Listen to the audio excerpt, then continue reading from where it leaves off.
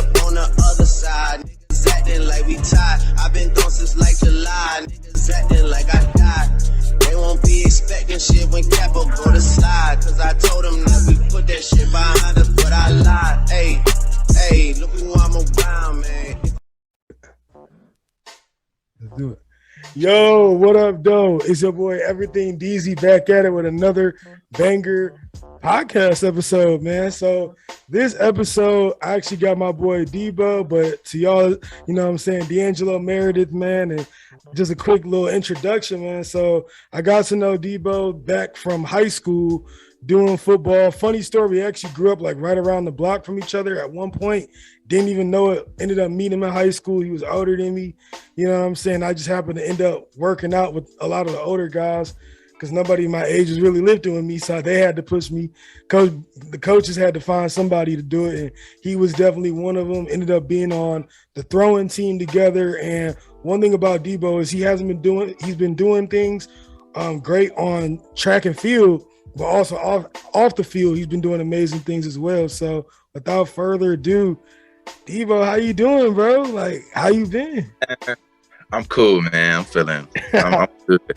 It feel good to be on here, man. It's really feel good to talk to you live, you know, to know that you're doing well, you know. Yeah. Seeing social media and seeing people highlights, you know, it's one thing, but to talk to somebody and to make sure, you know, that they good and everything is going well with them, you know, that's what it's really about. No, seriously, 1,000%, bro, 1,000%. And then especially like with social media, bro, there's just so much negativity that's out there. So we just got to keep it, you know, keep people positive, give them something to look at that, you know, black men is out here doing positive things and seeing that, highlighting that. So that's super important. But let's get in a little bit to like, you know, what was the early roots like for you, man? Like, where'd you grow up at? You know what I'm saying? So, my mom's side of the family, this is who I grew up with, was raised by my mother. Yeah. My grandma, she stayed off West Chicago and Southfield, basically, off Artesian. And we grew up over there, me, my cousins, my auntie, we grew up together, staying with grandma and them before we ended up moving on Artesian, but we moved over down to off of West Warren in Southfield. And, you know, it was cool being able to keep in contact, be close-knit with the family, always be with grandma and my cousins or my auntie house and my cousins, you know, being able to be close-knit, staying in the city, being around your people, always, you know, definitely helped garner my sense of self that I have today. You know, it's a big thing. You know, you can get lost out here once you move to the suburbs. And I feel like, you know, starting there, you know, it's definitely kept me centered and grounded for the entirety of my life, and being a successful black man and all things that I have done and will do to come. I definitely say the roots of who I am definitely helps me be the proud black man that I can be and continue to be successful when, you know, it seems like everything may be against my will. So. Yeah, no, I feel that. No, that's crazy you mentioned that because I actually met your mom. I remember your mom. She's cool peoples. So, you know what I'm saying? And I remember, your mama and my mom was pretty cool back when we was doing track in high school and stuff like that. So, Oh, yeah, facts. And then it's crazy you mentioned like being with your grandmother because for a minute, so a little bit kind of really similar. So my dad's family's more from the east side of Detroit, and then my mom's family over from the west side, so over there on Doris and Davidson, you know what I'm saying, over there, you know, by the Focus Hope and stuff. So when I was born, we ended up moving from the east side. This is before I don't even remember this, but we ended up moving to 6th and Telly, so we were more so on the border. So it was like basically Redford. It was like, you know, someone called the police. We didn't know who was coming, either Redford or Detroit. And they would even like, I don't know who coming. It's just you on your own. So we had that situation. But then when we were getting ready to move to Canton, that's when I moved in with my grandmother. And that's when I was on Doris and Davidson for about a good 2.5, almost 3 years till we could fully transition out here now to the burbs. And it was really funny because, you know, I had all my cousins were around, and then it was with my grandmother. So I really feel you when it comes to like having that foundation of family and always being around family, tight knit, all of us sharing the same bed. All of, you know, one of the cousins peed on the bed, other one lying on the other one saying who did it. You know what I'm saying? All of us sharing everything together. So yeah. One band, one sound, one No, person. Everybody. exactly. No, 1,000%, man. And then like speaking of that, so like that was like your early like family that formulated you. Like when did you get into sports? Like was it something that you just did in class that got you into like, was it like gym that got you into sports or just seeing it? So what ended up really happening, so it was kind of funky. I started playing football. What did I play for? I played for the West Side Eagles. Crazy. So it actually was I think it was the Lions, right? Okay. So right off West Chicago and the Halen, it's a field right there. Yeah. And I'm pretty sure it was the Lions that played over there, and they was practicing and stuff. And we was too young to play at the time, like 5 years old. But we would always go over there, watch them when they was practicing and stuff. So that started. Now that I see it now, you know, at the time I didn't really know that, you know, dang, I kind of want to play football. Yeah. But then it turns out, you know, on my dad's side of the family, one of my cousins, he was a coach for the West Side Cubs, and a lot of my other family members, they either played for the Cubs or they was coaching for the Cubs. So I got my first official start with the Cubs. It didn't pan out. I didn't, you know, I'm an only child, so my mama was she was kind of against it at first. It was a little too rough for her. You know, I ended up starting with the Eagles. I played with the Eagles for like, I didn't even get to play no games, dude. It's like 7 years old. And what happened? My mama, I got my lip bust. We was doing what drill that was. We was doing Oklahoma's. What's the one where, you know what I'm saying, everybody line up on the sides and y'all is two people and they meet in the middle and yep, that's Oklahoma. That's you lay the wood. We kids though. Yeah. Boom. Smack, lip busted. My mom, we ain't doing that. Cut that out. So from that point, from like 7 until I think it was about 6th grade, I hadn't played no sports. You know, I was always outside playing street football in the street, and you know, strafes and bangs. You know, football never left. It was just I couldn't play it formally. Right. And then it came around 6th grade. I ended up playing baseball for the first time. And so I had leaned out, got a little bit taller, and you know, I was playing some baseball. And then we moved, and by this point, we had moved out to Warren. Okay. For 6th grade, and I played baseball for that season. And then we moved somewhere else in Warren. And by 7th grade, I was like, you know what? I'm about to play football, and you can't stop me now. Right. And then everything, you know, after that, the rest is history. You know, it was you fell in love, you know. Yeah, no facts, bro. That is so fun. Bro, I didn't even know that about you, about your roots when it came to how your mom took you out of sports. Because when I tell you what I'm about to tell you next, it just makes so much sense of how much we got in common. Do you remember Skillsville? Mm-hmm. So I went to Skillsville when I was little. I had to be like 6. We go in there, they taught us how to punch, how to kick, and then like throw a headlock or something like that. And then they had us sparring. Right. And so I was already like bigger for my size, but I ain't gonna lie, like I was soft. Like I was not like how I was playing. Like, no, I was super soft. Bro, this kid punched me dead, like straight to the face, bro. Bloody nose, busted lip. My mom snatched me right up.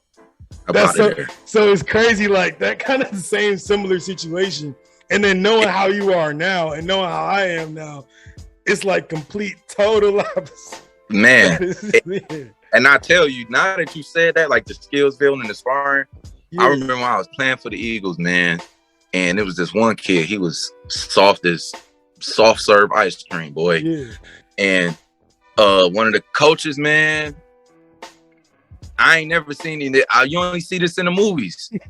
He gave him the football, dude, and one after another, we was, boom, laying the wood on. One after another, the whole team, boom, boom, trying to toughen him up. I'm like, man, my mama ain't like that. Then I got then the lip bust happened right after that. Yeah. It's time. Yeah, because that's Detroit Powell too, right? Yeah, that was Detroit Powell. Yeah, I'm about to say, yeah, my cousins, they played for the Northside Jets. So every time by the time I was playing Little League, I was already out in Canton.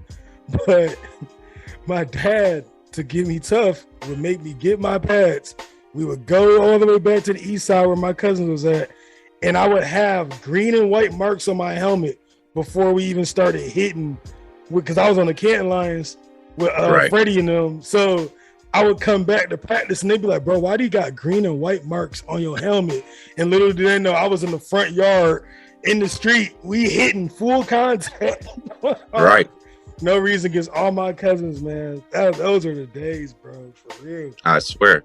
But yeah, so yeah, man. So what was it like going to PSEP for you, bro? Because that's a different kind of high school for those that don't know. You know what I'm saying?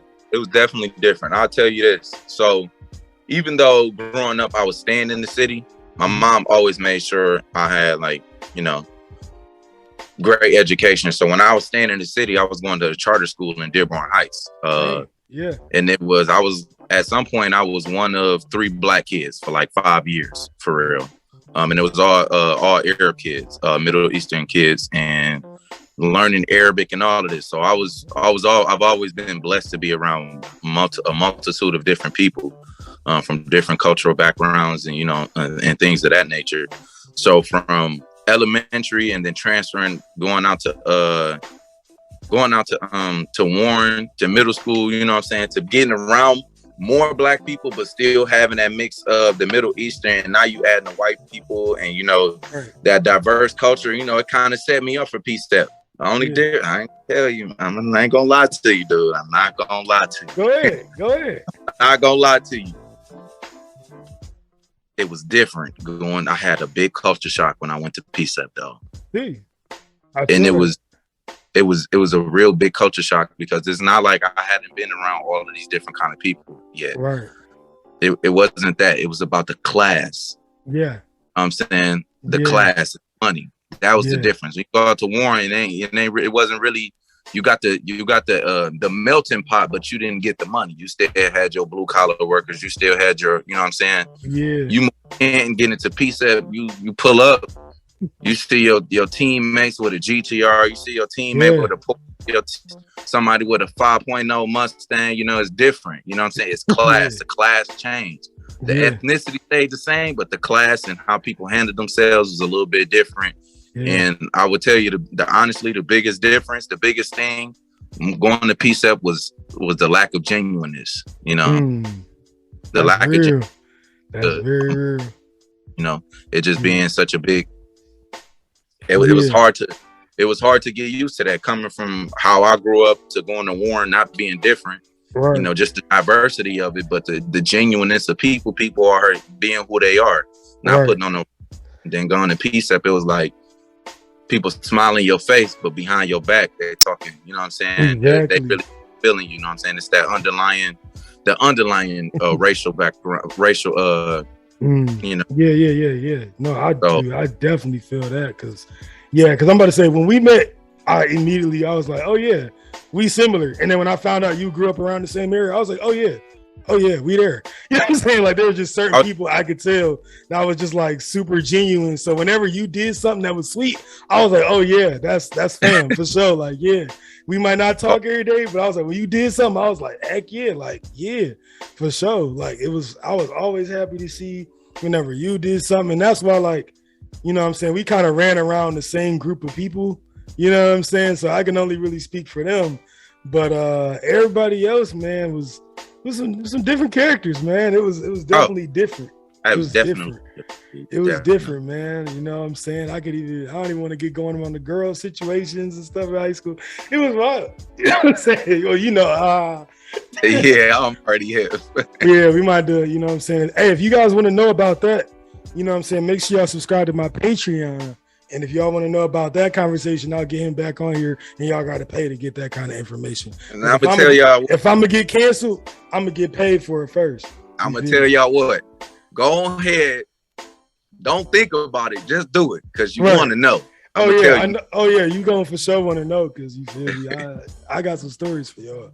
Trust, but Peace Up was definitely a culture shock for me because similar to you, like when I was with my grandma, so we was on Doris and Davis and still my mom before she was because my mom was teaching DPS, she would drive me early in the morning to the Montessori school I was at, American Montessori Academy in Livonia. So she would drive me all the way out there and then turn around and drive back to her school where she was at. And that's where I was going to school at. And then in Montessori schools, you have first, second, and third grade all in the same class. So that's why I feel like me, I never had a lot of friends that was my age. A lot of my friends was older than me because literally ever since I was in the first grade, I was hanging out with the third graders. Like that was just always me. So I always had friends that was older than me. And then on top of that, all of the class was like split. It was like majority like blacks, Mexicans, and whites, but it was like a third of each.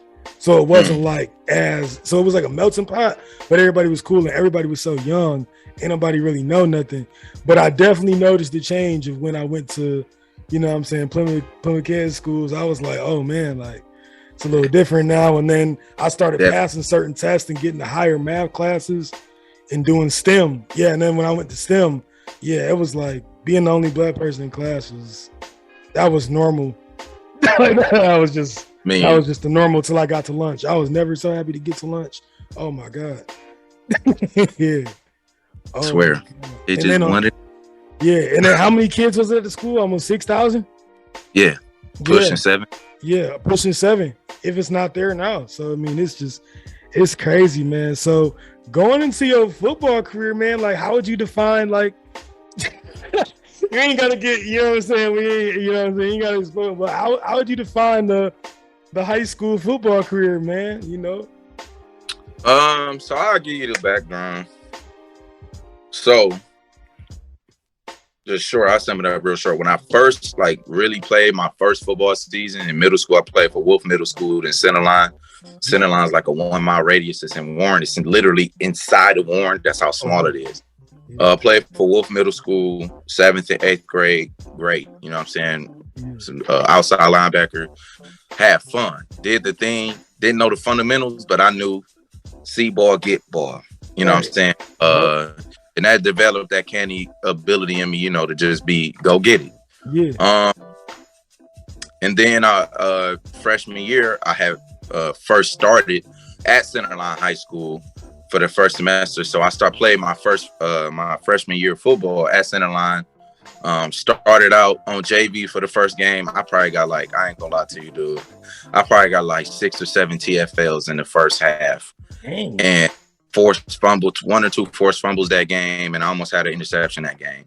Just jumping and snap, A-gap, jumping and snap. By the time the quarterback got the ball from under center, I was already on his back. Yep. So I played my second game of JV. Then after that, the rest of the season, I was on varsity at 140 pounds playing D-end. That is crazy. But with Centerline, like I said, it's a small school, so it was D6. You know what I'm saying? So we were small in general. Yeah. In comparison to everybody else, but either way, it was fun. You know what I'm saying? Right. I had fun because, like I said, the area and the environment was still genuine at this point. Right. Like genuine in the sense of people were who they were.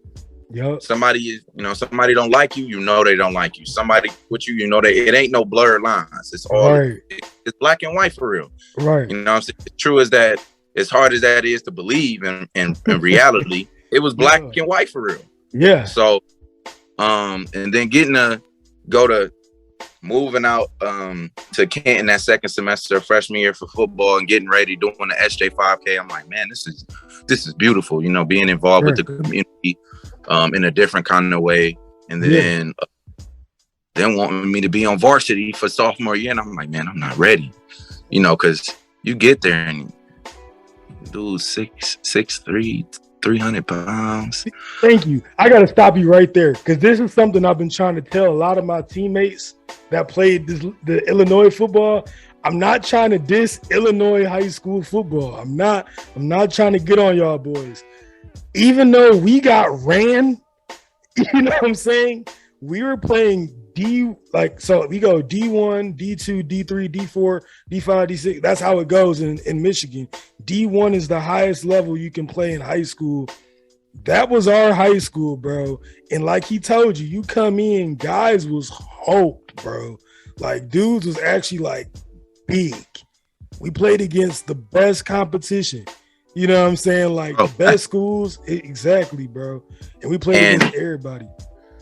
But I could say that going there and then playing football for Salem, I would say it was definitely, it was the experience of a lifetime. Helped me build a lot of character. It also helped me like ground myself in who I am today in terms of, you know what I'm saying, not taking no BS. You know what I'm saying? Yeah. And I'm blanking. Ask the question again. I was saying, what was your career like? Like, what was your career like in general? Like at Salem, like what was it like? In general? Yeah. So transitioning from playing varsity in a D6 program and then having to play varsity at a D1 program, it was different, man, because I could still take that high school mentality that I garnered, see ball, get ball, be an athlete. But then when you get to D1, it ain't just see ball, get ball no more. Yeah. You got to see the read, you got to see the pull, you got to see this, you got to know you know what I'm saying? Not only knowing the plays, you got to be able to read the plays that the offense, you know what I'm saying? Yeah. Being able to do that and then having to be like, dang, I got to go straight to varsity and I don't have no time to get ready for this. It was like, man, I ain't gonna lie, that first year I definitely was like, it took me a little bit to get adjusted because it was so much faster. Yeah. Much faster. Dudes was much stronger. But and being I think at the time sophomore year, it was 180 pounds. Yeah. I was playing middle linebacker, and then I ended up playing I think it was guard on offense. You were playing guard. I know, like I'm saying, I'm about to get into this is a perfect segue. So my first memory of meeting DeAngelo Meredith was so I remember I was a freshman and I remember you came in. We didn't really talk that much first. I think we had like a couple interactions because I think some of the coaches at the time had me lifting. Even though I was a freshman, they had me finding a way to lift with some of the older guys on varsity. So that was like the first couple times I've been around you guys. I remember you had a strong squat. You know what I'm saying? You always doing legs and stuff like that. So I was doing legs and doing squat and stuff like that. And I think I remember those were like our first interactions and meeting. But I remember the first time actually like really knowing you, the football player, was when they wanted. First of all, I was ticked because I thought I was going to go from freshman to varsity because I was already, I think by the time I was 15, I was already like top 10 in strength at the school. So I thought I was going straight to varsity. I was like, man, I'll put up numbers on varsity, at least get like rotation. Like I shouldn't see JV at all. That was my mindset.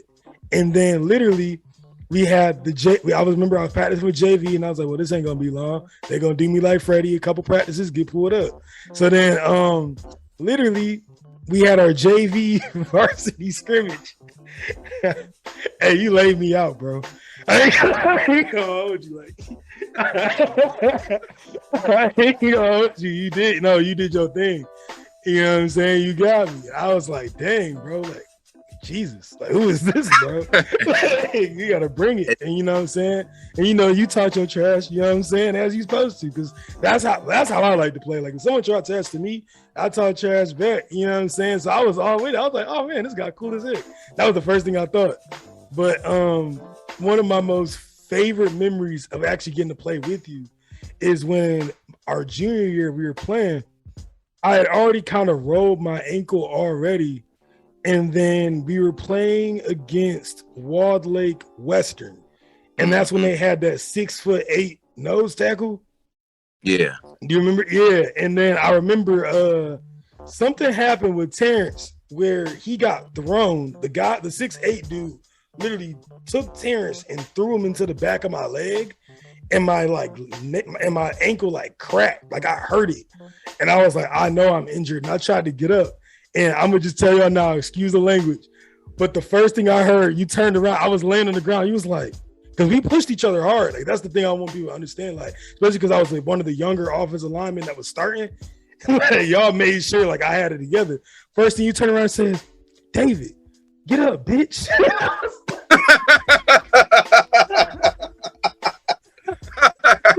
I remember looking up at you. I was like, bro, I can't. Oh, snap, where'd you go? Oh, is that your video stuff? Yeah, no, that was the first thing. I looked up at you. I'm crying because I'm in pain. I'm like, bro, I can't get up. I can't get up, bro. Shit. And he was yelling at me. He's like, bro, get up. I was like, bro, I can't get up. Oh, man. My God. Bro, I was crying. We'd be locked in. You be locked in, dude. Bro, and I'm like, man. But the thing is, like, but that's how we, bro, like, to anybody that don't understand, but like, bro, like we pushed each other. Like we really, like if you ain't know it, I'd be like, if we were like running a outside run and you wasn't going up behind, you could expect me to be pushing you in the back. Like, bro, come on, get up, get up. Like we was like always pushing each other to be the best we could be. And on top of that, the athletes we had on that team, we thought we was gonna make it. I mean, it ended up not going that way. But bro, on paper, we should have bro, it should have been us and Cass on the quarterfinal. Easy. Like on paper, I ain't gonna get into certain stuff, but if people was in certain positions and everybody could have played where they were supposed to been playing, ain't no way we didn't go to a quarterfinals or playoffs and had a chance. Like, had Absolutely. A shot. We should have had a shot, bro. Like, it was definitely there. Yeah. We had the talent. We had to fight. Bro. It wasn't like we wasn't no dogs in the trenches. We was the dogs in the trenches. Bro, even that camp was different because you fought Big Tommy over at Livonia Franklin. Dog, we was raw, bro. Like, shout out to him though, but he pissed me off. That nigga disrespectful. Yeah. That was I ain't gonna lie, that was disrespectful. You know what I'm saying? But you gotta check it for my guys. You know, I love y'all, you know, and ain't nobody gonna do wrong by y'all in front of me. And even if it's away from me and I know, like, you know what I'm saying? We're gonna check that. And that's why I said, that's why, you know what I'm saying? That's why I believe like me and you, we was close as we was. And like I said, y'all instilled that toughness in me because it was different. Because for me, like I'm the oldest, it's me and my little sister. So for me, it was the first time for me actually having like real big brothers that was black, like older big brothers that was black. That was like, hey, get up. You know, like, and like I was at homecoming with crutches and everything, but I played in the next game. I don't know how, but you know what I'm saying? I ended up playing in the next game. It's the strength in your ancestors. They got your back. Man, always. For real. And plus my dad had the 800 milligram scripts. Got me through. I got you. I ain't. And you know my dad already crazy as heck. So that was just the mixture of y'all crazy. And him. Jesus. Pops ain't crazy. He just gonna make sure you succeed to the fullest that you can. And you know, I love that about for sure. That inspired me. You know what I'm saying? Seeing that father-son relationship so out in the open. You know. Yeah. That you're a direct correlation of, you know, the hard work that he puts in with you and the hard work he does in his life. You know, that's a blessing to see. And the thing is, that's the thing that's crazy too, is like when I was younger, I didn't understand it. Cause that's another thing I wanted to talk about too. Like when I was younger, I didn't understand. I was like, man, I had a bad practice. This man made me walk home. Like, that's crazy.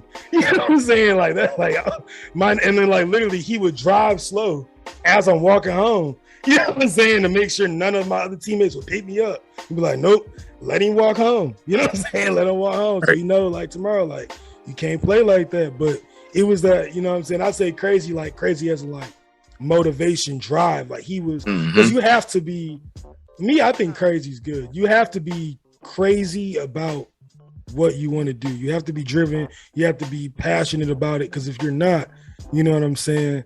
You know, now I'm getting my Kobe mentality, you know what I'm saying? It's your birthday, 24 Kobe, you feel me? So it's just like, you got to have that. You got to be obsessed. You know what I'm saying? I think that's what he taught me. That was like the biggest thing. That was that obsession. And the one thing about that is it rubbed off on a lot of people, even though he wasn't even the coach. The way, like you said, you just saw him on me, but he would tell you, like, if he saw you messing up, he would come to you.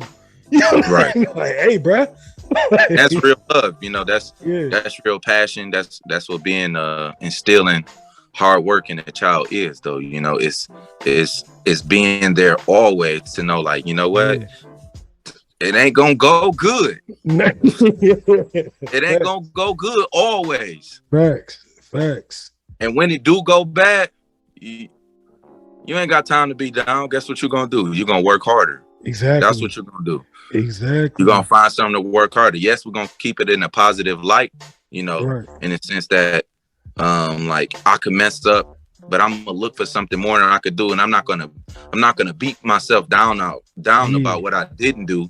I'm gonna say this is what I didn't do, and the next opportunity I get to implement something, that new thing, I'm going to do it.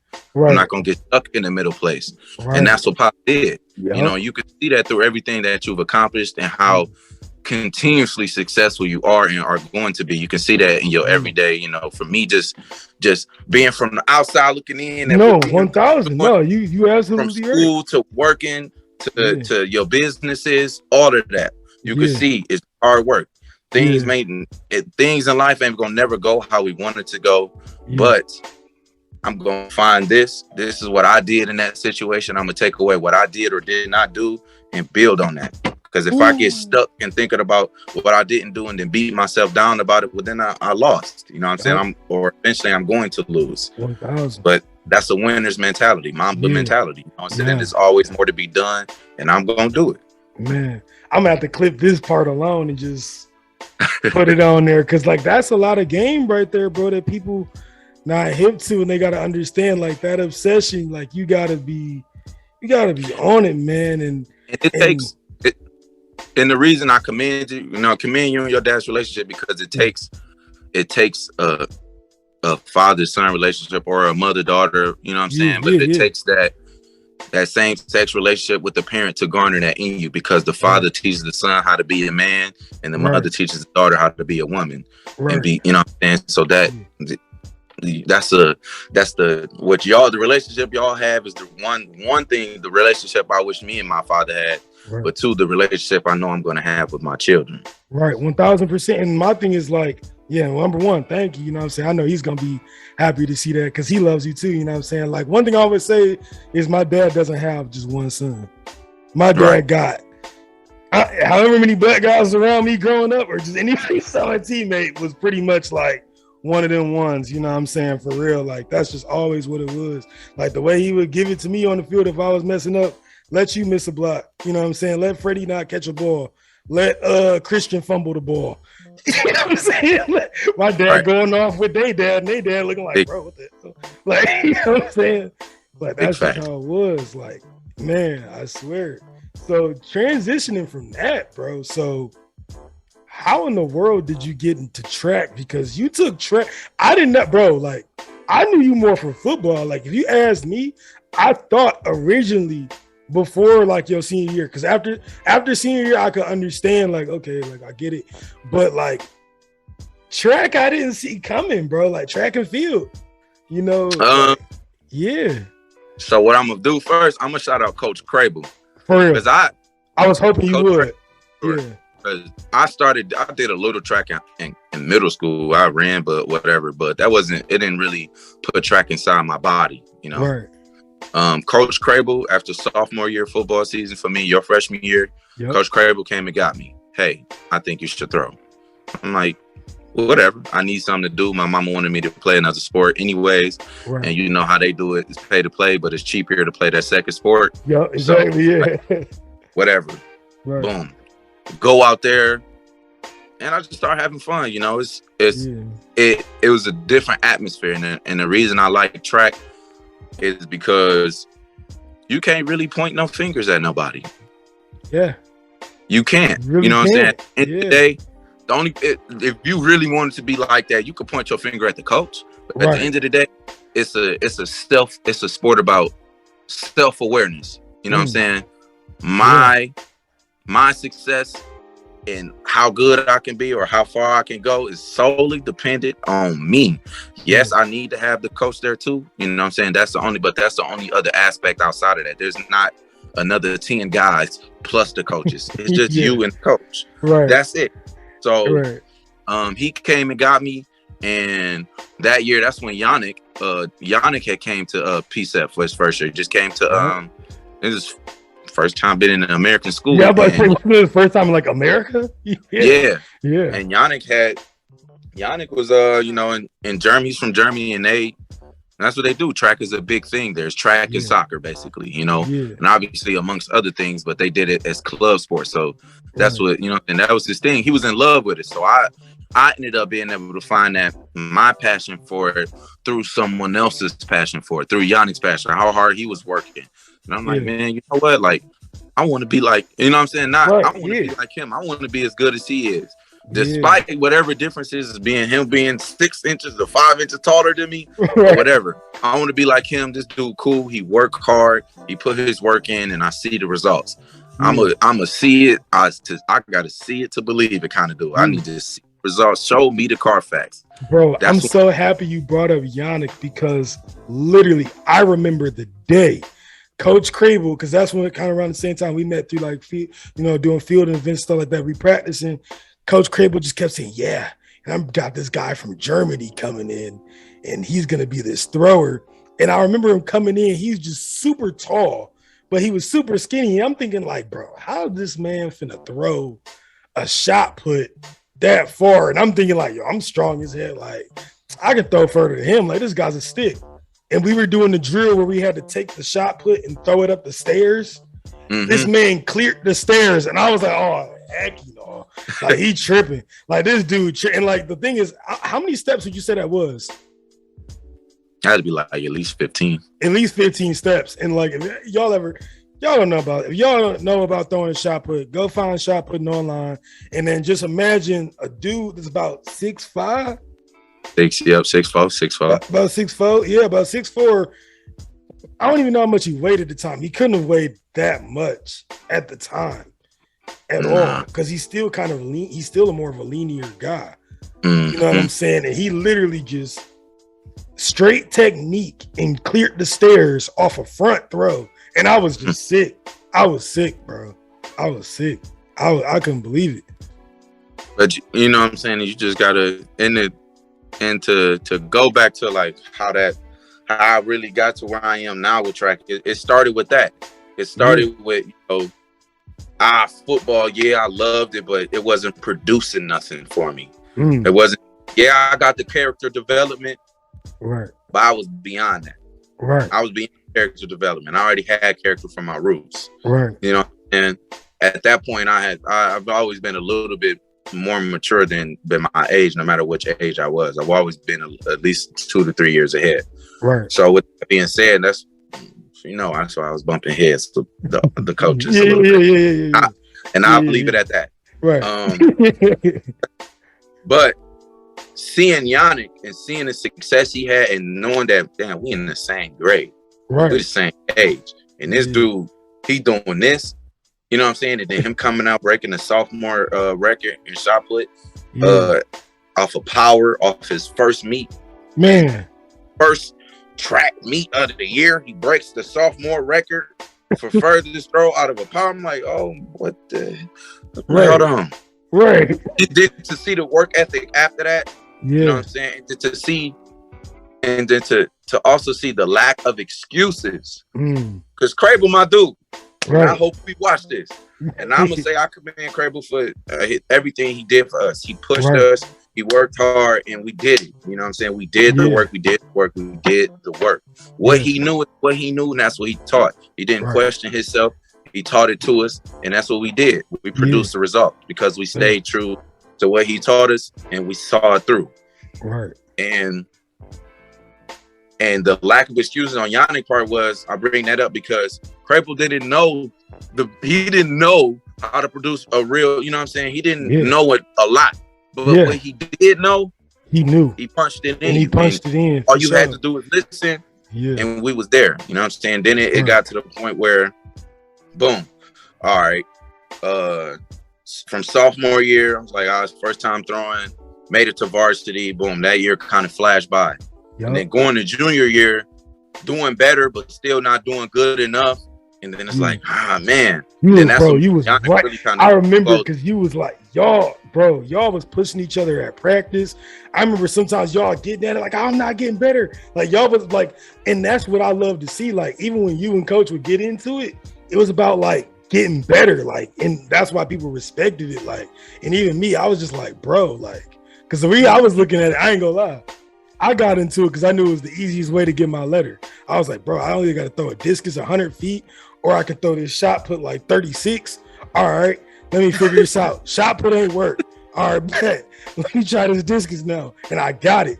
But then I saw y'all putting in that much work, and I was like, well, dang, I know I'm probably not going to be top 3, but I worked my way up to like the 4th where I was alternate varsity. And I remember the one, y'all kept messing up, bro. I almost messed around and won the city in the discus. And I'm like, and I'm saying that to say like, I didn't think I was the best person at discus at all, but I was decent. But I was decent. And the fact that I was actually winning the city meet until Christian was like, screw it, 1-50. And I was like, whoa, dang. Out of nowhere. And that's the one that hurt. Out of nowhere. Just it was the off ugliest. the sector line. And then you think it's going to be out the sector. And the next thing you know, shoot. Bro, come in and drop right in the sector. I remember that. I'm still hurt about that, bro. I was about to be goated, bro. I was about to be so goated, bro.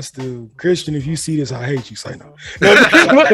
No, but that was the craziest me ever, bro. But seeing y'all push each other and then seeing y'all get better and better like that, I was like, man, it's only a matter of time before one of y'all get a scholarship. And then yeah, you know what I'm saying? Was it you who got what first? Because I'm trying to remember. So the way it works, so after junior year, that's when we really got like close. It was after junior year season. That summer we started working out. Me, Yannick, and Crable were working out together. Yeah. You know, you remember Crable, yeah, I still got it. I could throw 100 and something feet. I could beat y'all. And he used to do it. He used to be out there with us, competing with us, you know, and we love that. Like, who do you think he is? You know, right. Boy, you know what I'm saying? But he was working out with us that summer after junior year. It's going on a lifetime all the way up until November. And that's the first time we ever did indoor season. Yep. We had indoor season. We picked up the weight throw. Yeah. And so I was like, we was really training. I never started training that early for track ever. Yeah. Yannick might have, but I never did because I always had football. Right. So after football, after senior year football season, was doing all that training from the summer, then football training, and then football being over with. Yep. At that point, started training some more for indoor season. The indoor season, throwing shot put, started PRing and stuff, but shot put was never for me. Then we picked up the weight, 25 pounds. Oh my God, heavy. It was heavy. Yeah. In the parking lot after practice, outside throwing it. Going to the meets, asking the people to use their weights to throw when we was at U of M. And then next thing you know, boom, you qualified for nationals, New Balance Nationals. Boom, you too qualified for New Balance Nationals. And then Emily Meyer, she my baby, I love Emily. We always knew, shout out to Emily, we knew Emily was the bomb diggity, you know. Everybody knew who Emily was. The GOAT. Everybody was so cold, bro. What is she doing now? I believe she at Western right now. Okay, yeah. I know she went to Tennessee. I'm really not sure. Yeah, because she went to Tennessee and then she was crazy good at throwing, y'all. Like, oh my God. Good ain't the word. But and then to actually get in that atmosphere, like, you know, because we was in our own little world, our Salem world, you know. Yeah. We doing our work, and then to get around people, you get to these meets. This nigga just threw 55 feet.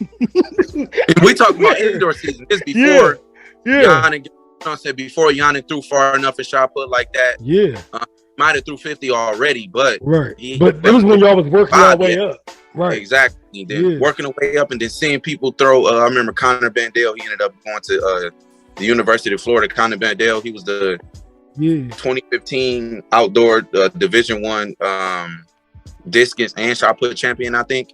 Yeah. So he was that dude, and then seeing him at meets and getting cool with him and seeing, like, you know, the different levels from me and Yannick to Emily Meyer, and then you go to Connor Bandale throwing 60 plus feet in shot put, and then Justin Scavarda throwing 60 plus feet and watching them two battle it out.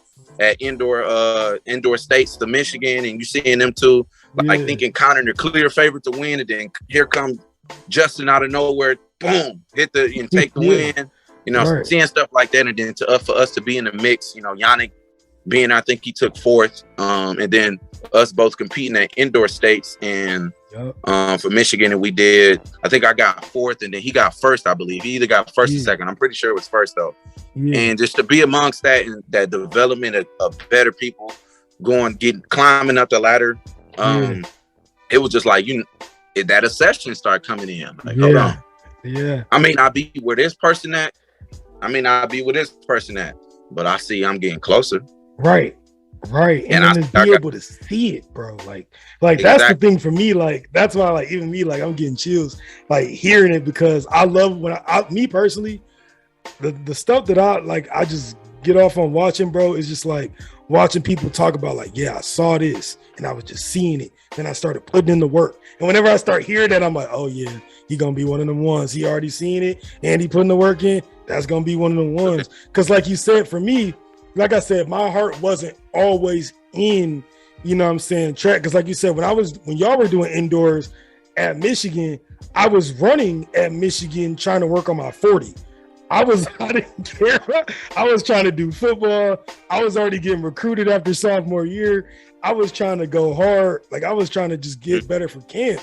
But then whenever I would see Coach, and I would see Coach Crable over there, and I would see y'all, I'm literally running and stuff like that, and I'm running the 60 getting smoked. But I won the first 20 meters though, and I was like, yeah.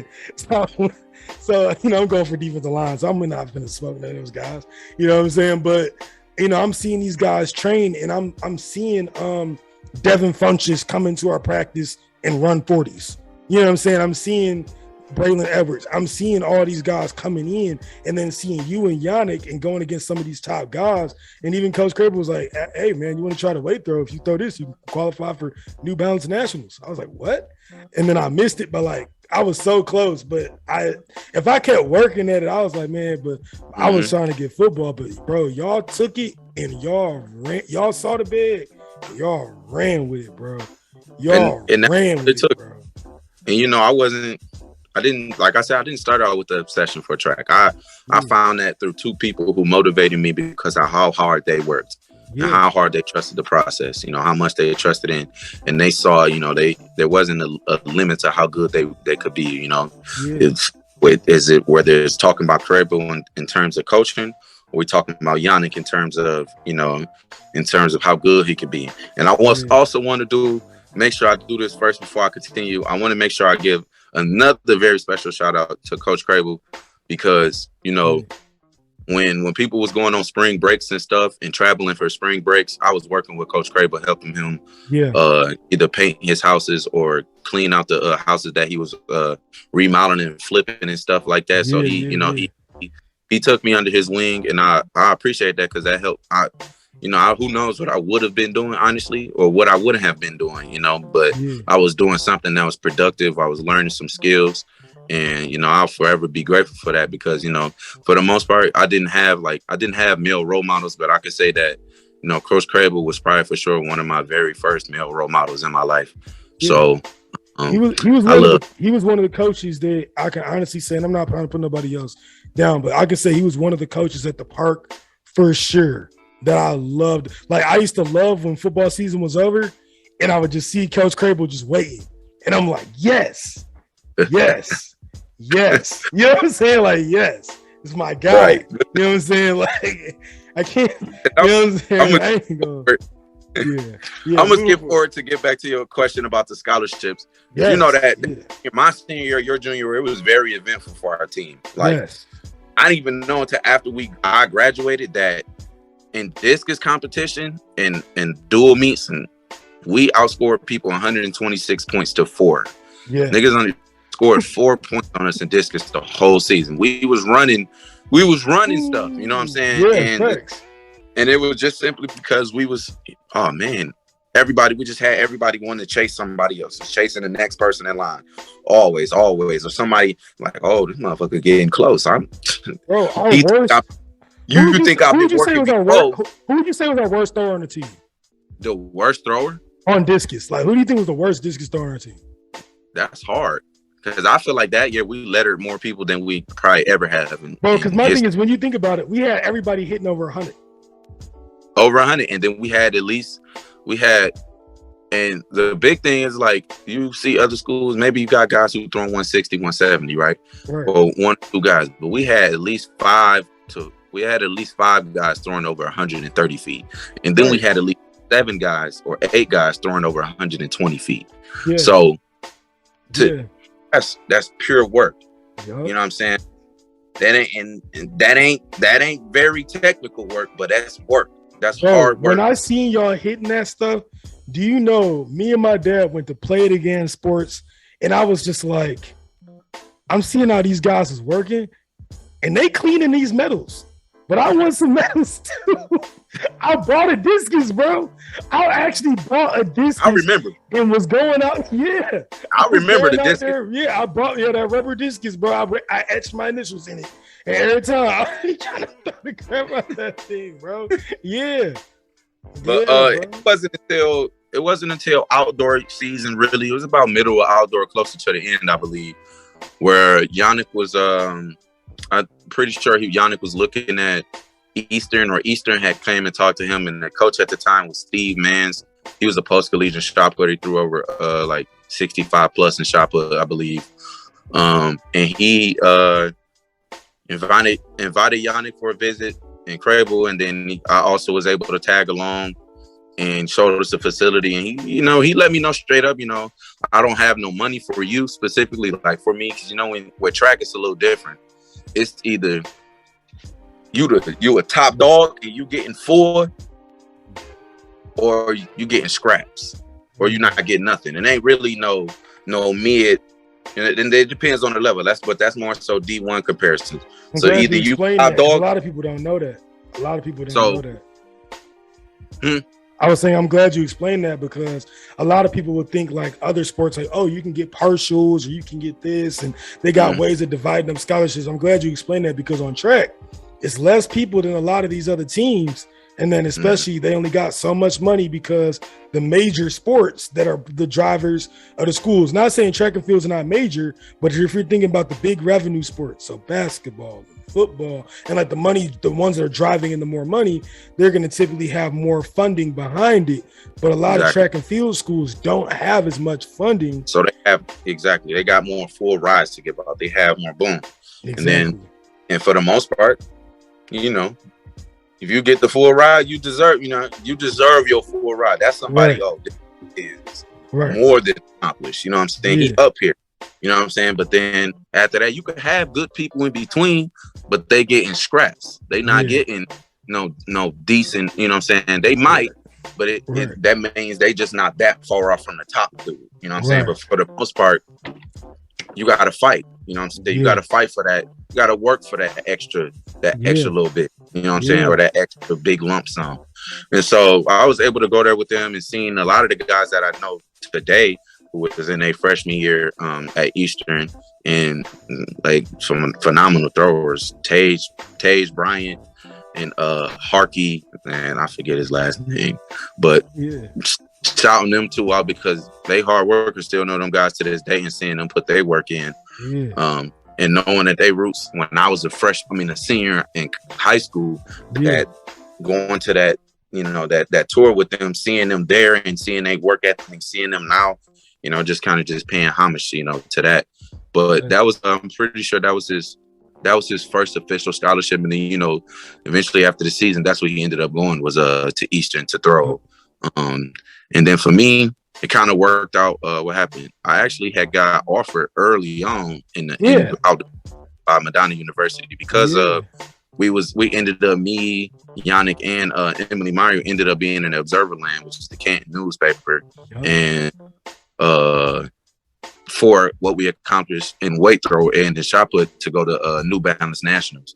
We're gonna make the distinction again. Emily, says when you go to New Balance Nationals, y'all, it's the Immersion Elite group, and then it's the championship group. Emily was in the championship group, y'all. I'm going. So we go do that now. Emily Meyer was in the championship group. That's not to diminish nobody else's abilities in the Immersion Elite, but she was a dog. Facts. No, facts. Thanks.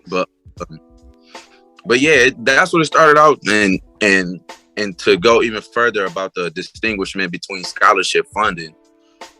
So I can't speak on the number that Yannick received, but I know it was a partial. It's probably in between $3,000 to $5,000, right? Or really probably $2,000 to $4,000, really. Yeah. But to go to Eastern, and then for me, Madonna offered me, because it was their first year. Yeah. When they offered the program, my freshman year of college would be what it was the first year for the track program. Yeah, they offered me $7,500. And we all know that, you know what I'm saying, you look at the stats, Yannick is definitely a better thrower than me in high school. Right. And they also offer Yannick too, but I believe they offer Yannick $12,000. But you know, if you're going to offer Yannick $12,000, you got to give him the full ride. You got to give him the full. Better he is, you know what I'm saying? You can't. Right.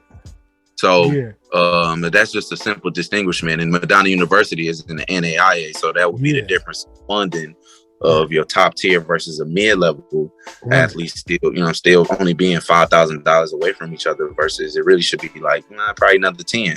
Right. And for people that don't know what NAIA is basically, so you have the NCAA, and then you also have like the NAIA. So it's about the same it's equivalent to NCAA Division II. But you will get a lot of now here's the thing that people don't know about NAIA. NAIA schools, and this is why I feel like you got in your time to get what you got was like the perfect storm. Because I had some NAIA offers, bro, and the way they do their funding for money and what they give you is completely different than an NCAA school. They can do however they want with their scholarships. They're a lot more flexible.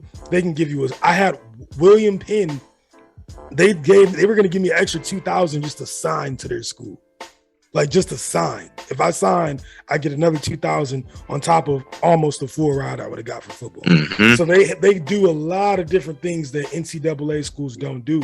So it's always a good thing. Like D1 schools are cool, but at the end of the day, if someone's gonna pay your way and you're gonna have a place to where you got a roof over your head, you're gonna get a quality education when you come out, you're gonna have jobs, and you get to do what you love, which is your sport or your passion, and get paid for it, and now you got NILs. Come on, right? Bro. You better go. Facts. But yeah, it was and I want to say that, like, I want to kind of like bring this in that for any like younger viewers who needs, or anybody who gonna latch on to how much we've talked about hard work and work ethic, and how much it matters to have people around you working hard, and what that does for you to have your environment to be a certain thing, so you can achieve other things. You can achieve more, in that sense, because we was in such a hard working environment, and this person was better than this guy, but I'm not going to accept the fact that he's better than me. I'm going to change that fact. I'm going to try my best to change the fact that he's better than me. I want to see if I can beat him. And that was the end of the day. Can I beat him? Yep. That's why I practice with. I want to beat him, and somebody else want to beat me. You know what I'm saying? And it's just a whole bunch of whatever testosterone, I don't care what you call it, competitiveness. But it was still sportsmanlike. It was still brotherly love. But my point in bringing it back up is that there's an end result that comes from it. Yeah. I didn't. The whole season I hadn't, and I'm gonna just do this. This is to just show my resolve and why I continue to this day to keep throwing and doing what I do, and how my story has went so far in high school. Being behind somebody like Yannick throwing so far, and it was tough. Yeah. But to have that person be so open to helping you get better and working hard with you, and y'all going along the way. And even though, you know what I'm saying, this person might be throwing this much further than you, or X, Y, and Z, y'all still putting the same work in together, and y'all sharing the same secrets, gathering the same sauce, putting the same work in, and to chase this person, you know what I'm saying, for so long, and to not just want to beat them because you want to be better than them, but you want to know that you've achieved that level of success too. Right. So eventually by the end of the season, I had never beat Yannick in anything. Right. Not about, like I said, it's not about beating him, but it's about knowing that, I've worked hard enough to come close. Yeah. To get And it came down to senior year regionals, and I ended up popping off my furthest throw in high school was 145.6, which was also a qualifying standard for states. I've never been to states before. It was my first time, so my last opportunity to do so. And throwing that throw on my very last throw of the high school regular season career, throwing that throw and becoming regional champion. I couldn't have been more proud of not just myself, but the guys I was around, because if it wasn't for them, I wouldn't have been able to do that, because I didn't have nobody else pushing me to be better. I wouldn't have had nobody else to pull me to be better, because we need that push and pull. That's what that familiar support is. They push you to be better. Then your friends, they pull you to be better. That's why you want to be around people who have more than you or know more than you, because now they can pull you into what they know, pull you into new things, pull you into better things. And then your family, we always want to do better than the last generation. And that's why our generation before us got they diplomas from high school, but they want our generation to get our bachelor's degree. They pushing us to do better than them, and then our friends are pulling us to do better than to do as good as they are doing where they're at. So I want to say shout out to my man Yannick, and thank you, because I wouldn't be on the path that I am right now if it wasn't for how hard of a worker he is. And shout out to his parents. I love them because they accepted me, and being able to go over there and have a getaway and say that I have I definitely have more than one family, but to be able to love there and just be at home, be in another atmosphere, and them to love me like their own child, is a beautiful thing. And I appreciate them, all of that. No, 1000%, bro. And you said I should charge so much for this. Well, bro, there's so much game that you are giving right now, bro. Because even me, I'm just so good at it. I'm loving this right now. You know what I'm saying? And the thing is, I tell people all the time, you see the master, but you never try to outshine the master, because the master knows stuff that you don't know. And at the same time, you did it your own way still. You learned from them, but you still did it your own way. I got people that'll just blatantly, try to copy exactly what you did. But I'm you ruining the fact of you also messing up your own path, because you could have been you know what, I'll take a scrap offer from Eastern and tried to follow exactly what Yannick did. And your career might have turned out differently, what I'm saying, than what it was. Then you said, you know what, Eastern for Yannick, I'm going to go over here to Madonna. This is a new program. And not only go to the program, I mean, bro, the one thing that I love about your PRs, because I looked it up online, I looked up your PRs, and the one thing that's very telling, I think all except for one event, your PRs got better every year. Everybody can't say that. Everybody in their career can't say, oh yeah, I started playing defensive tackle, or I started playing basketball and I was getting 5 points a game, and then I ended my career getting 20 points a game. Everybody can't say that. You know what I'm saying? There's so many factors that go into sports. So when I see you coming in, freshman year was this, now I'm hitting this. And I mean far PRs, bro. I mean, hammer 174 feet, dog. And that's really it's so much to that, man. That's a whole conversation. I know. But to sum it up, that's just a testimony. That's a testimony of the divineness that's in my life because of God and the people that I've been blessed to be around that have pulled that out of me, and helped, and that have also pushed that out of me, and to not to take anything away from myself, because obviously I'm the one who accomplished it, but I always say that, I know that nothing in my life is really of me.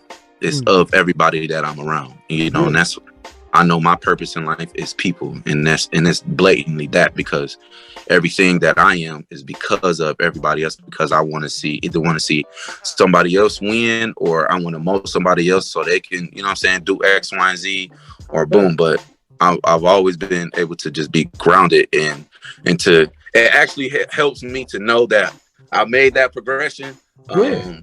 You know, because I did have it. I definitely do think it was rough. It was rough, and for sure. But things turned over and changed after last year. We got a new coach, Nia Henderson. She was Emily Myers' coach in high school. Yeah, shout out to her. She was always cool. Shout out Nia, two-time Olympic trial shot putter. You know what I'm saying? I'm pretty sure she won a conference championship while she was at.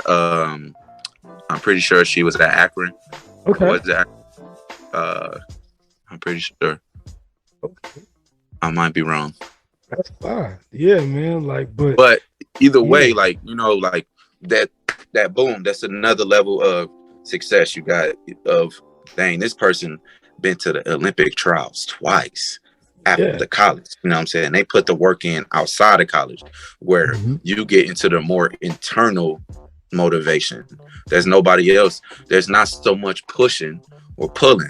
That's more that's more foundational centered in yourself than it is anybody else, you know, for you to be that much better. So I commend her for that, because that allows her to help me get to that place of a more intrinsic motivation. And that's why I've been able to PR a lot more these past 2 years than I ever have, and achieve more and learn more than I ever have, because my external motivation changed to becoming more intrinsic. I don't need to have a Yannick anymore, and I don't need that extra push from family. Now I can, you know what I'm saying, I can walk on my own 2 feet and not have to have this to achieve anything else that I want to achieve. I can achieve all those things. This now, the push and the pull is just it's extra. It's not necessary. Exactly. And dude, you literally took the words right out of my mouth. Literally the word intrinsic. I was literally thinking that the whole time, because a lot of people, you know, they hear rappers and, you know, people talk about, yeah, man, I'm just a product of my environment. And they normally take that in a negative connotation. But being a product of your environment, if you're from a successful environment, if you're around successful people that create that for you, then that intrinsic motivation can be built off of that. You know what I'm saying? It's not just, oh, I'm a product of my environment, so I'm going to do what everybody else did. Well, yeah, if you hang around people that ain't doing what they're supposed to do, you're going to end up where they at. You know what I'm saying? But if you're doing something and you're going towards a goal, and everybody around you is building towards that goal, and everybody around you is trying to be successful in their field, it doesn't even have to necessarily be the field that you're in. It's just around those people that are all fighting to get better for something.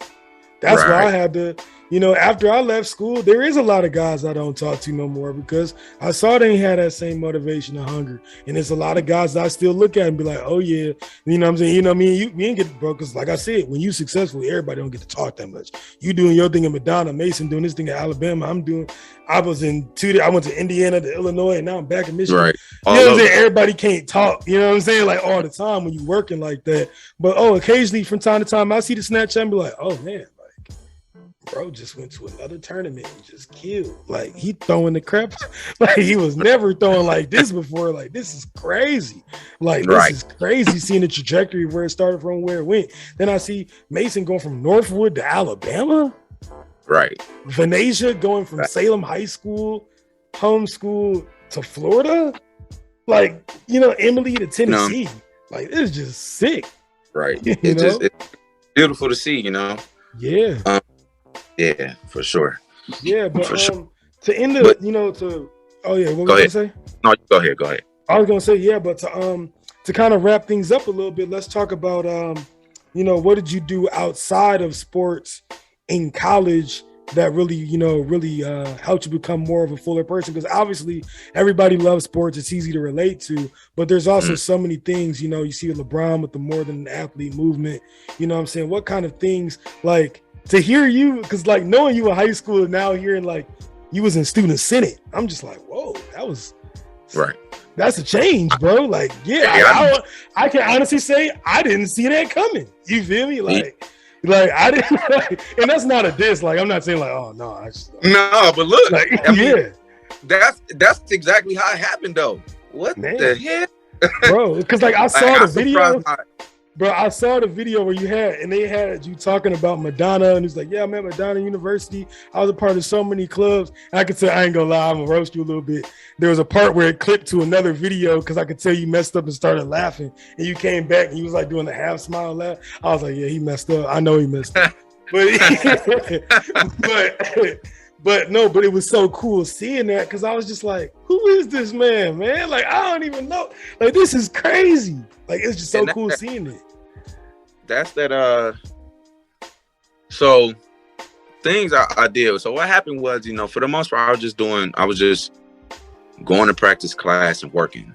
And that's really all college has been for me, is working, class, practice. But then at some point, I kind of got lost with track. My grades had slipped, and I was ineligible for a season, and I had to find something else to do. I had started, so I've always been doing music, not as much as I would like to. It's always been on the back burner, but I've always done music, and I've always, since I was a kid, I've always wanted to do two things. I always wanted to learn how to sing, and I always wanted to be able to play piano. And so I started taking a vocal lesson class at our school and piano lessons. And the reason I'm saying that was because I did something else that I always wanted to do. So I opened up a part of myself to new things, because before I had taken them classes, I was making beats and stuff. Yeah, but I had, what I'm saying? I was making beats, but to now start vocalizing and playing piano and then doing that at school, I'm like, damn, what else can I do around here? And then I started running into people, her name Amanda Gerarsi, and if I'm being honest, one of my friends, he older dude, he a year older than me, he graduated, and he was in everything. I mean, he was a treasurer of this, he was this and this, he was in all of that stuff. I'm like, what is all of this? And he started telling me, man, you should do this, this, and this. I'm like, I don't know nothing about it, but he's like, just do it and see. Like, you know what? You're right. Yeah. So ended up getting selected to Student Senate as just a general senator, basically, not having a specific role, but having a role. And it was like, dang, to be able to get in and to know the in between of how the school functions and how to make things happen. At Madonna, I mean, there's definitely an ethnic population or a diverse population, but it's still small.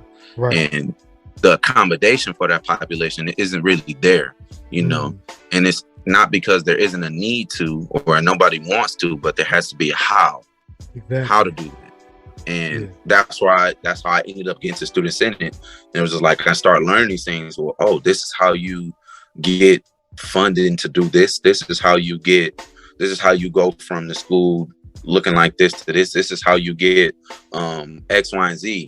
Learning the bureaucracy of it, and the bureaucracy of how to, make something happen from a piece of paper to a conversation to actually having it happen, whether it's a dance, a speakeasy, or a formal ball or anything like that, or changing the fact that you want a student speaker at commencement, writing, learning how to write proposals and learning, okay, dang.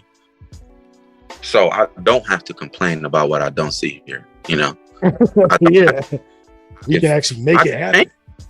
Right. I can change it. So that's what that did for me. It was like, oh, wow. Yeah. And I started thinking like, dang, we need this. Black kids. Yeah. This is what we need. Yeah. We need to know how to make things happen. Yeah. Because so much of what our life is going through as a part of the Black experience before the education comes in and learning the ins and outs is waiting on change to happen. But that ain't how it works. You know, you got to make it happen. If there's one thing you learn from civil rights, whether whoever's philosophy you believed in, they didn't wait for nothing to happen. They made it happen. Right. They had different ways of going about it, but they made it. Whether it's Martin Luther King in the peaceful protest or the Black Panther Party in the more violent protest. Right. Either way, something happened that they did something to foster change. Mm-hmm. Whatever route you want to take, that you know what I'm saying? Right. Yeah. You could choose, but the gist of the moral of the purpose is I need to do something. So getting to student senate taught me how to do something within a university or even outside of life. You know what I'm saying? When you get into more formal places for formal businesses and how to approach things if you want to see some kind of change. It helps you create. What it does is it kind of unlocks your creative side when it comes to creating things. Because now I can have ideas, but now it shows me like, dang, no idea is really too big of an idea, because now I know how to map it out so I can make the idea happen. It connected the dots, you know, and I feel like, and so then that's why we ended up starting the Black Student Union. Yeah. At our was because it was like, dang, I want this for us. Right. We need to know this because we the ones who getting the least out of the school. We the ones who not getting the we want. We the ones who feel less than going here, less than not just appreciated, but less than represented, you know? Right. And like I said, it tells so much about your character, because speaking on your Black Student Union experience, you were talking about you forming that. I was a little bit hip of what you had going on with that, because I remember when you had hit me up, I think I was just see, I have more of a like Kanye approach, where if I see something, I'm gonna just go to the top, bro. As soon as I transferred to Augustana, I go to Black Student Union meeting. This girl that had a crush on me, she was like, "Hey, David will run for a position," and I was like, "A position? I'm gonna run for president." And they're like, "Oh hell, I ran for president." I lost, but because nobody knew me. But bro, I ran for everything, bro. So then I ended up, nobody wanted to be the treasurer because nobody liked math like that. So I was just nerding out. I was like, all right, bet, I'll be the treasurer. Like, I'll figure it out. I'll be the treasurer. And then I was DJing and stuff like that. So I was doing parties for, you know, the Black Student Union. So then I was also a treasurer. I was an accounting major now. I built it up. And then you would hit me up and you was like, hey, bro, like, how are things run at y'all meetings? Like, how do y'all do this? How do y'all have things in place? And then the cool thing about it is, you was able to be like, hey, bro, I don't care if this dude younger than me or not. He got this going on in his school. How did they do that? And it's a testament to your character to just be like, hey, older than me, younger than me, whatever the case may be, I can take a piece from this and make it a total whole other thing. So for you to be able to just see like, hey, and you didn't even necessarily know how much I was doing, but you just happen to know like, hey, I think he's in it. You know what I'm saying? What y'all got going on? Just off what I saw, I knew like, okay, he's in a position to where he knows how things are functioning and how it's able to continue to function at a successful rate. Yeah. So let me ask if I could figure out how we can get this to be functional and sustainable. Right. Because I found out our group wasn't getting as much money as we were supposed to. Because I got access to the files that had all the money the groups were supposed to be getting. I found out we was getting shorted. I changed that. Yeah, we got our whole house. We got a Black culture house at our school. We got it all fixed. It was infested. We got it all taken care of. Got it all paid for. We threw so many different events and stuff like that. Yeah, I found all that stuff out. Oh, y'all like that? Yeah, we was moving, but that's the, you know, and that's why I noticed is like, okay, y'all are more established within the school than we are. You know, y'all more recognized. It's not just a club. Yeah. It's an actual organization at the school. Your respects in the sense of funding is directly given to y'all versus our funding. We have to go to student senate. At Madonna, you got to go. The clubs have to go to student senate, and student senate has a certain amount of money that they can give to the clubs. Yep. But I'm like, nah, hell no. I don't like that fact. I don't like the fact that you got $5,000, but that's it. What if my dreams? What if my ideas is bigger than 5,000?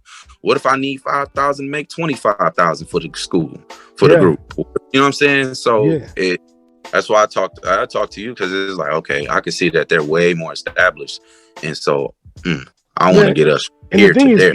even though we were a little, like I said, even though, because like I said, y'all was just starting out, and even though we were like established, there was a lot of things that we still like didn't have. So we had really, one of the things that our president Jake helped out is we ended up going to like a lot of the black churches in the surrounding community and partnering up with them. We ended up when like we had to go to the student senate. I had a guy on our team, and this isn't anything because everybody has a role in their team. A guy, he wasn't playing. My boy Spencer, he wasn't playing at all, but he was a student senator. He was on the student senate, and I said, hey man, I really want to get us a meeting. It'll be me and my president and vice president and of the Black Student Union, and I want to get us a meeting. With the president of the student, senate, and how can we get this going? And he was just like, oh yeah, bro, I'll bring you right in. And I'm like, what? You know what I'm saying? He's kind of like from more of a country area. So, you would think like me and him come from two totally different backgrounds. And he was just like, oh yeah, brother, I'll help you out. And I'm like, what? Like, that's crazy. You know what I'm saying? Like, and that's really what it was. Just trying to figure out who can we talk to? How can we just get one foot in the door and then figure out how this process works? And then we took that knowledge, we wrote it in our bylaws. And so now the new treasurer and the new president, they know how to get more money now if they need it. And they know how to do that stuff, and that's what it's all about. Because now that y'all established that at the school, I mean, you can always say like, hey, Madonna University's Black Student Union, shoot, I was one of the founding people that started that. That's going to be there forever, bro. Facts. That's crazy to think about. Like, it's just like, man, like that's gonna probably be there forever, man. Oh yeah, absolutely. And I just want to, and I feel like,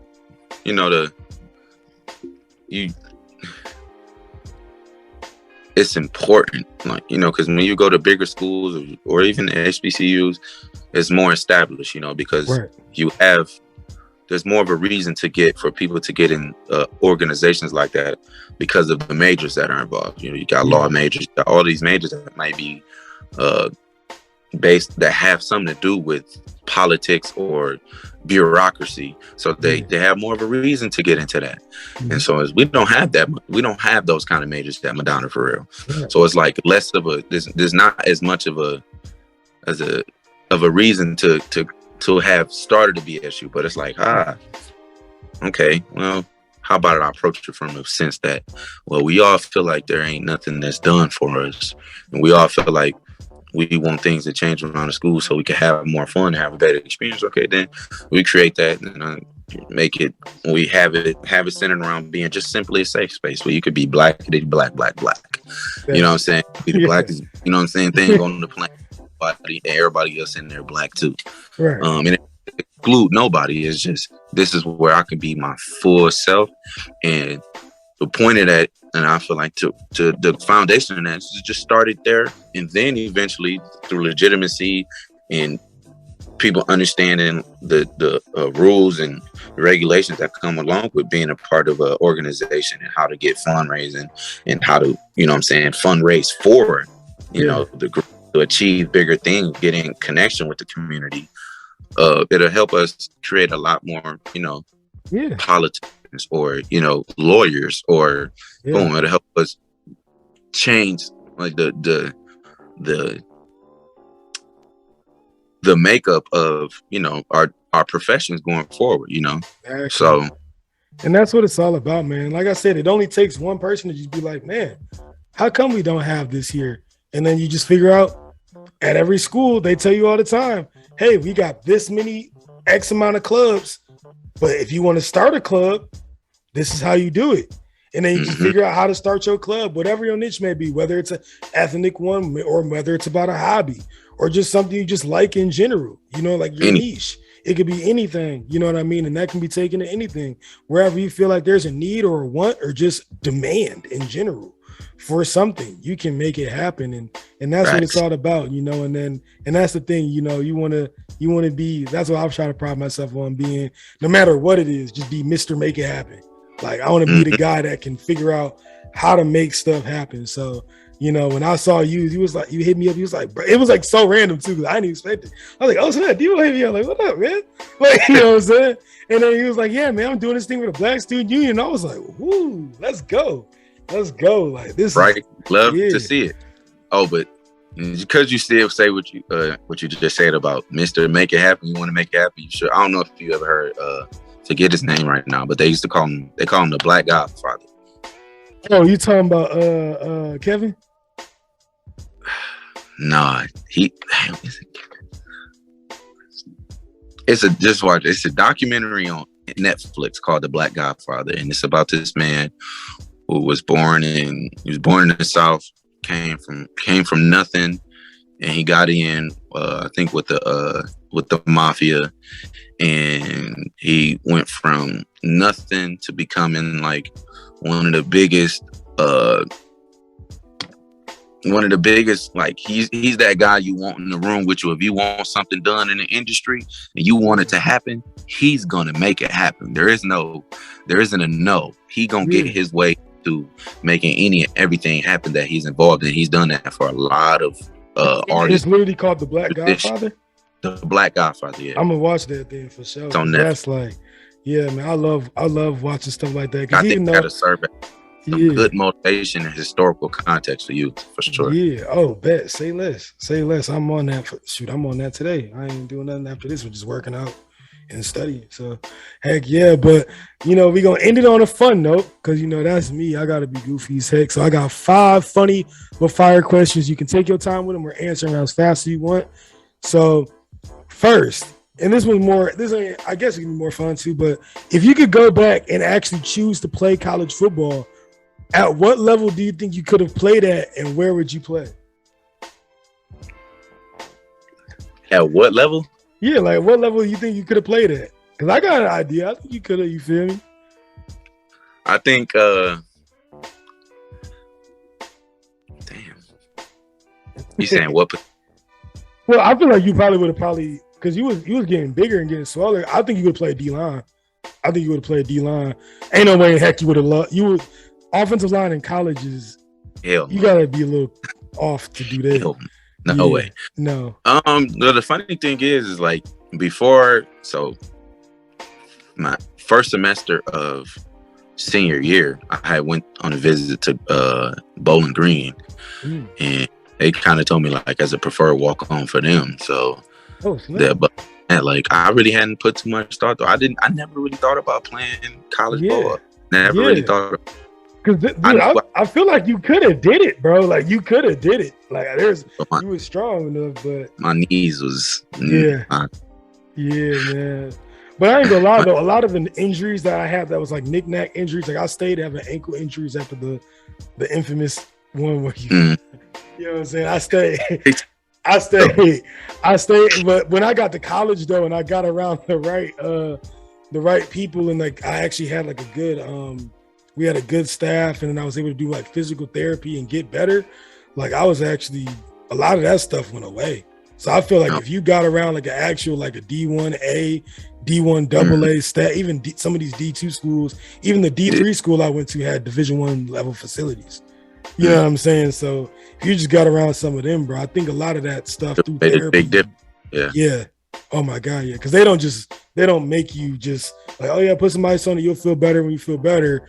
It was more so like, oh, you got an injury, we're gonna make you do like actual, like they made me, when I injured my knee, I had a partially torn ACL and a knee and a bone bruise.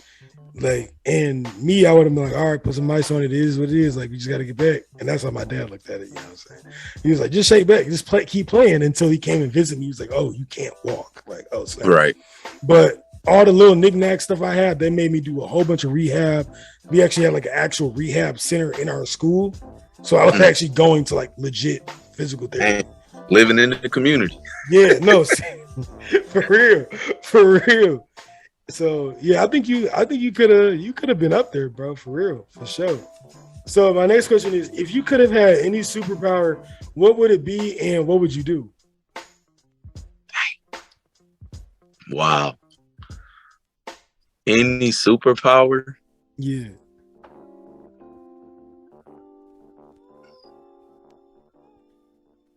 If I could have any superpower, could it be something that like, can I create this superpower right now? Go ahead. This is creative free. This is like do whatever you want with it. Yeah. I ain't never heard nobody do this with it. This is crazy. Yeah. Any power.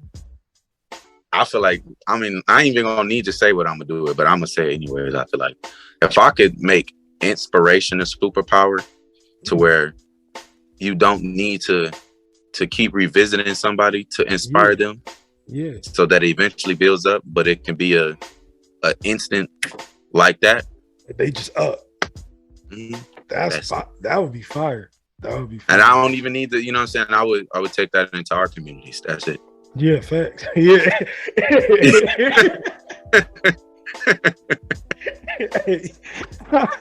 Next question is if you were locked in solitary confinement and had to listen to one song over and over again for the rest of your life, what would it be and why? Summer Madness by Kool and the Gang. Oh, bet.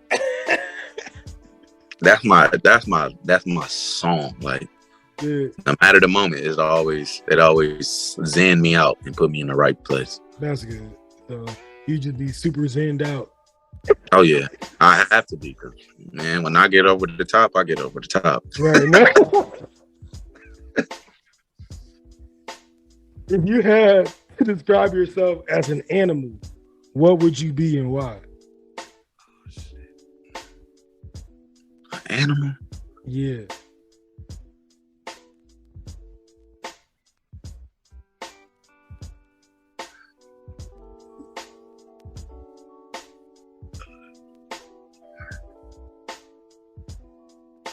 Oof. He's deep, you feel me? That's tough though. Yeah. That's real tough. I feel like, dang. I ain't gonna lie, that's a tough one. Yeah. There's so much I could say, but yeah. I would say, because I could go cliche and say a lion, but that's so. Yeah, I mean, but if it really match you though, I mean, it fit. I would say that could fit. You know what I'm saying? I would say that I could be a bear though. Yeah. Like maybe a polar bear even. Polar bear. Not even a bear, but a polar bear. Just because like I got this saying that I started saying like this past school year. Yeah. With track and stuff. Start calling myself an apex predator. Like I'm at the top of the food chain. Mm-hmm. And there's nothing above me. You know what I'm saying? Not putting nobody beneath me either. Mm-hmm. But there's only me, you know. And in that sense that, you know, even though I could be this vicious X, Y, and Z for survival, I could still have a family. I could still, you know, I could still raise little ones and teach them the same ways, but still my generations would be going on, living strong. Because what? Right. I'm the apex predator. Yeah, so I like that. Bro, I'm about to low-key put that in the title, becoming an apex individual. That might low-key be the title of this. I ain't gonna lie. That was hard. That question just went totally, that's fire. If you could, that was a great answer. Like, that was really a great answer. Yeah, like that was a great answer. Like I was like, oh man, like this is Jesus, man. If you could, so this is the last question. If you could be any fictional character, who would you pick and why? You want to know mine? I got mine. Mine's Huey Freeman from the Boondocks. For real? Yeah, that's who I would want to be. Why you want to be Huey Freeman? Cause he's like the older brother, but then he also like has the karate background, and then he's just like so like whoa, he's hip to like everything. Like I remember the what was it where he had the soapbox? Like I just love that episode. yeah. I would be Huey for sure. Dang, you make me think for real. Yeah. Like hard. My sister already admitted she Riley. Yeah. The first thing that just came to my head was Batman. But I feel like I say Batman because of how realistic he is as a superhero. Yeah. Because he doesn't have superpowers. He's just intelligent and wealthy. Yeah. So it's like he's very fictional. Everything that he does is like ain't no regular nigga doing that. No, but, at all, but at the end of the day, like he's still fictional because damn, ain't no regular nigga gonna ever be able to do that. But I really say I would be Batman because just because I feel like in terms of like how I want my life to go, not beating the shit out of people for for pennies and dimes, but but in terms of having wealth and being intelligent and like kind of like, you know, just chasing all knowing, you know, always being studious and you know, absorbing everything, you know, which is a part of him being a detective and all of that, you know, and having to do all of this because he is a human. Right. You know, I would say I would have to be Batman because he do everything. He has to stay on top of everything because he fighting niggas with superpowers and he don't have. No. So so his mind, his body, his spirit has to be aligned always so that he can compete. So hey, just like the football camp I went to, sound mind, sound body. It's all real. You know? That's real. But all right, man. To wrap it all up, bro, shout out your social medias. Where can the people find you at? My social media, I'm gonna just say my Instagram. Go ahead. Find me at D_Angelus313. And then on Facebook, you just search on my name, DeAngelo Meredith, and Snapchat the same thing. But Instagram was what I mainly be on. You know, I kind of just be posting funny stuff, but more so educational and historical context to it. Yeah. And I'm all about love, man. So if you need somebody to talk to, anything, my ears always open, my mouth always open to them. I'm always talking. I always got something to say. Yeah. Got a lot of them. I absorb a lot. There's nothing I can't talk about. So. Thanks. That's why I already knew this episode was going to be turned. So with that being said, that's another episode of the Everything Deezy podcast. Debo, appreciate you having me, big bro. And without a doubt, make sure you like, comment, share, subscribe. Peace. Man, bro, this is going to be crazy. That one's going to